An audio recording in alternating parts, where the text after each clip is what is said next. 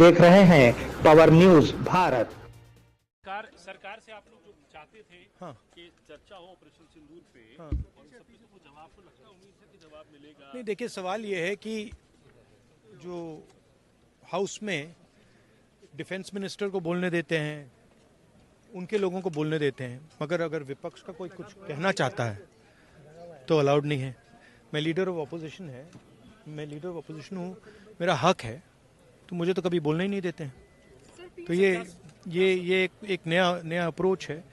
क्या सवाल चाहते हैं आप? क्या सवाल आप चाहते हैं सर, जो प्रधानमंत्री से विजय उत्सव सत्र? बट दौड़ के निकले हाउस से एक सेकंड में, लेकिन चेयर तो डिस्कशन हम चर्चा के लिए तैयार हैं, आप लोग बैठे। हाँ, चर्चा तो होगी, अगर वो अलाउ करेंगे तो होगी। मगर इशू ये है कि कन्वेंशन कहता है कि अगर सरकार के लोग कुछ बोलें तो हमें भी स्पेस मिलनी चाहिए।